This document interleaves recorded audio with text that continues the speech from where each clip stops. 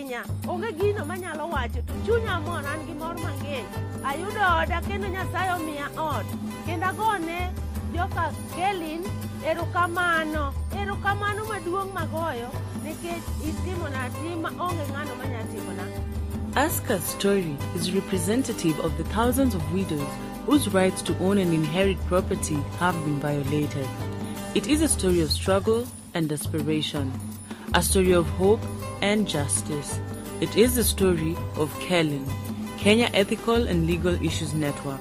The project that we are undertaking regarding widows in one of the provinces of Kenya, that is specifically the Nyanza province, we are concerned with or about the violation of human rights of widows that arise from cultural practices. And our intention is to use cultural structures with a view to restoring the rights of these women. We've been able to implement the project, and because the people we are working with are very welcoming, so we did not have a problem with getting into the community.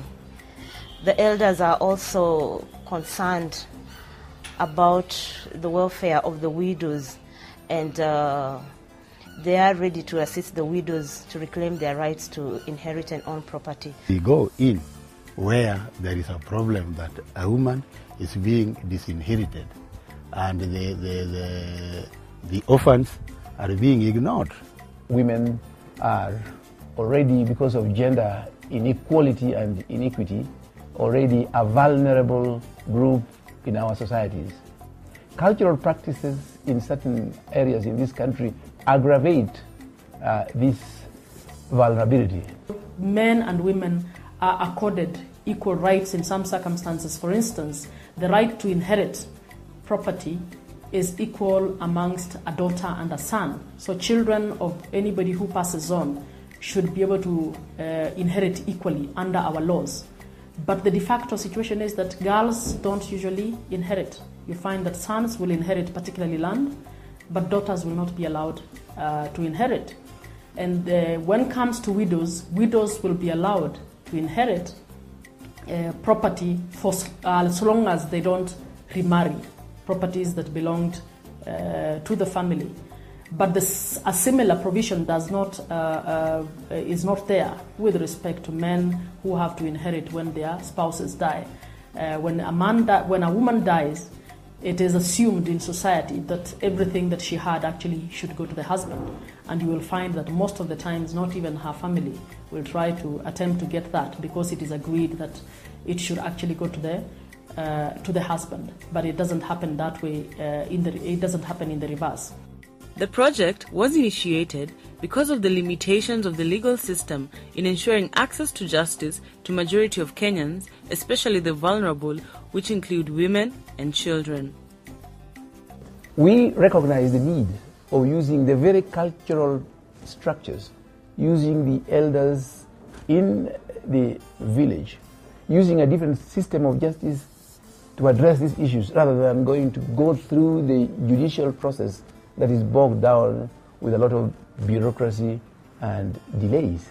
The informal justice system, there are no formalities. A person just goes and lodges a complaint before the elders or something, whichever the process, depending on the area of operation, because we have different systems. And in most cases, the costs involved are not as much as what the court would ordinarily require. We don't go to courts.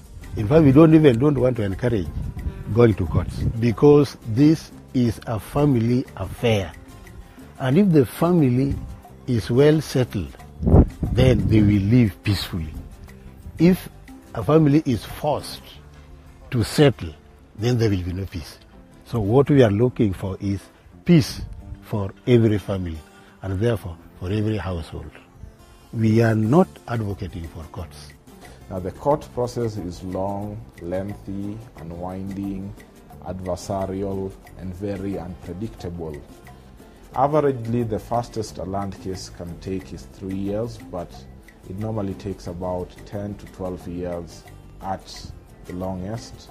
The legal costs to conclusion would be approximately 200,000 Kenya shillings, and the filing fees would be about 40,000 Kenya shillings, in which a person would have to pay in order to get these legal services. The widow could take up to 10 or 12 years trying to get land or property that belongs to her. This, in my view, is quite a lengthy process. There is nothing much that can be done to fast-track the particular process, because the courts have many cases to listen to. Sometimes judges have over 40 matters to listen to over in a day with very many witnesses. So it is not a guarantee that if you get a hearing date, you'll be heard and your case will be concluded on that particular day. The formal legal system, whereas in writing or on paper, suggests that people can actually go there, and whereas women have gone to court and been awarded justice when their rights to inherit have been violated, this justice is unreachable, particularly for the woman who's poor and who lives in the rural areas.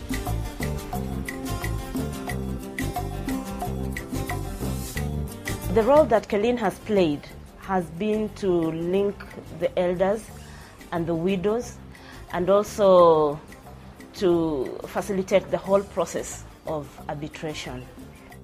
One of the major successes of this project include the fact that it has been able to reinstate quite a number of widows and build houses for 3.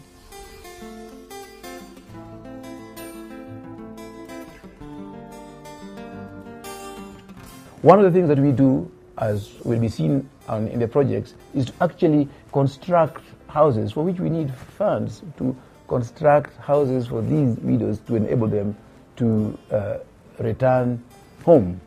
That is after the family adjudication has been done and they have been accepted back. Apart from just the arbitrations, I would say that we have also been able to put up houses for 3 widows who are very vulnerable at a cost of about 32,000 per house. Not every widow we reinstate is built for a house. One, they are reinstated to land that they were sent away from, so it is their own land, the land that they have as of right. But some of them are able, maybe they were in some income generating activities and are able to actually take care of the financial costs of building their own houses. Some of them are totally unable, and it is that we identify a few of those who are totally unable. We have been building houses subject to whatever amounts we have in the kitty for that. We then prioritize depending on need to get some of them, to get houses built for some of those. Ago erokamano ne jo human right kachiel gi Kelin. Gisekonya kochakore nyaka na ayud chandruok kana awuok adare dalana madhi adake center. Ne oriemba gi yuora madhi adake center kane an gi nyithindo, onge kaka nanyalo timo. To jodalawa bende ne ok nyal bedo piny mondo mi okonya. To jo Kelin kaachiel gi human rights noringo matek kane omaka. Ne gibedo yuocha, gibedo nyiekena, gibedo chuora, omiyo agone gi erokamano. Nadak e center. Ne achwanyore gi yuora ka boriemba, bang' koseriemba to mukoda kucho. Koro nadak e center, onge kaka nanyalo konyo, onge kaka nanyalo timo. Koro abeta kanyo. Kaito koro kane Nancy obiro to nanyise kaka chal, kaka oriemba, momiyo adak e center kuno, ka onge ber manyalo yudo, onge yo manyalo konyora go kuno. Koro Nancy nokawo thuolo kachiel ma okawo nyinga, ma otere ir nyaka gimiluongo ni Nyakach elders. Koro jo Nyakach elders, jodongo mag Nyakach elders nobiro, ne giluonga madhi ofisgi. Bang' ka giseluonga madhi ofis, ne ginyisa ni gibiro dala ka. Ne wabiro kodgi dala kama koro antie ka sani, ma wawuoyo kod yuora, ma yuora noyiena mondo aduogi. Kendo anyalo wacho ni koa chieng' nyaka kawuono wan gi yuora no gi kwe, manyalo wacho ni koro kawuono manyalo wacho ni onge dala ka nyicho osewuok koro an man ka. koro anyalo wacho ni an kod kwe mang'ongo kae, kendo ni agone gimiluongo ni Kelin erokamano, nikech jo Kelin anyalo wacho ni omiyo sani koro an gi kwe, kendo gima Kelin otimo omiyo anyalo wacho sani ni koro piny nene ka gimoro malich, to an awacho ni agone erokamano, kod nyaka Cheldas be agone erokamano, kod tijno be akwayo ni Nyasaye mondo tele, mondo pod odhi maber, kata jok moko machalo koda be inyalo kony koluwore kamano. Jauda notho, Nyasaye nokawe. Ka Nyasaye nokawe ne to natemo dak kaka ne an ng'ama ne nyako mane dwa dak e dalane. To yucha nokelo koda weche mang'eny koko moko. Ma oda koro nogore piny, ma dhi adak e pango. Koro ka natemo ni mondo koro aduogi, negi koda ni ok anyal duogo. Ka duogo, tang'iya maber kaka duogo. Koro miyo sani amor ka joka Kelin otimona maber, omiyo sani an e oda. Nyasaye mawacho ni mondo ogwedhgi kamoro amora ma gintiere, kama giwuothe, Nyasaye mondo ogwedhgi. Just like any other project, it faces some challenges. The area is very vast. So moving around without a vehicle, without an organization's vehicle, has been very difficult. The public transport is high, and there are places where they do not reach. The challenge that we have with widows is the fact that sometimes they do not give the true story when you meet them. They give a different story, but it's good that the elders know that their work is to mediate and not to judge.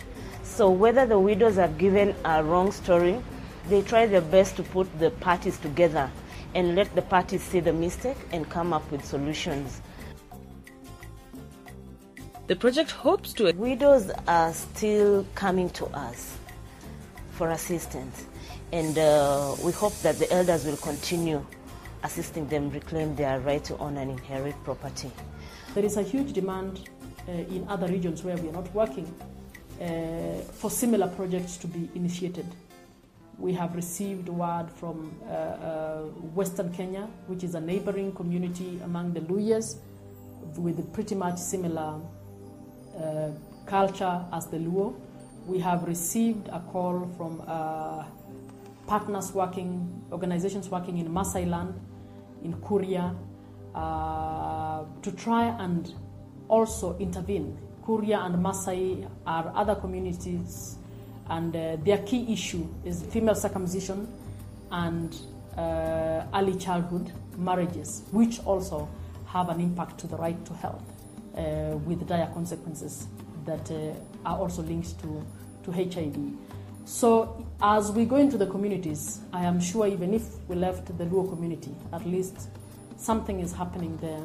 And we would hope that those who invest, or those who are investing in mitigating the socio-economic impact of HIV on populations in Africa, would also try and invest in the socio-cultural projects that are actually helping to change the mode and support the interventions, national interventions that are being made in various countries to ensure that we minimize the impact of HIV on communities, and particularly on women and children. So the next step that we are hoping to do is to move to other regions of Nyanza, because we've had people coming to us telling us that they've seen what we are doing in Nyakach, Nyando and Muhoroni, and they would like us to move to other districts of Nyanza province. So we hope to do that. And we hope also to engage the youth, because for this project to continue, for it to be sustainable, then we have to engage the people who will be the future elders. So we are hoping to also engage the youth much more than we did before, and also to use the media, not just to report, but also for advocacy, to advocate for the rights of the widows and orphans. And we also hope to use video advocacy from the organization to do our, to advocate to champion for the rights of the widows and orphans who've been disinherited and need to be resettled back to